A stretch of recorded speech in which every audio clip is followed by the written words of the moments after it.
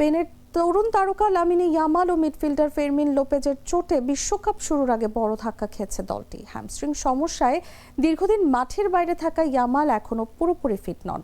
ধারণা করা হচ্ছে আগামী 15 জুন আটলান্টায় কেপ ভার্দের বিপক্ষে স্পেনের প্রথম ম্যাচেও তিনি খেলতে পারবেন না।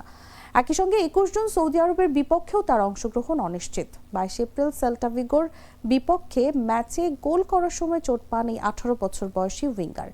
এরপর থেকে তিনি বার্সেলোনার মৌসুম শেষ করে পুনর্বাসনে আছেন। অন্যদিকে রিয়াল বেতিসের বিপক্ষে ম্যাচে ডান পায়ের হাড় ভেঙে ফেলেন ফেরমিন লোপেজ। অস্ত্রোপচারের কারণে তিনি পুরো টুর্নামেন্ট থেকে ছিটকে গেছেন। আগামী 26 জুন উরুগুয়ের বিপক্ষে গ্রুপ পর্বের শেষ ম্যাচ খেলবে স্পেন। ফিফা র্যাঙ্কিংয়ে 2 নম্বরে থাকা স্পেন আগামী সোমবার 26 সদস্যের বিশ্বকাপ দল ঘোষণা করবে।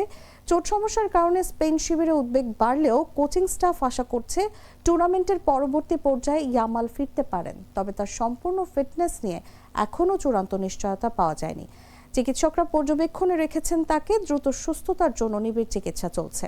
বিশ্বকাপ প্রস্তুতি গুরুত্ব সহকারে দেখা হচ্ছে, এমনটি বলা হয়েছে।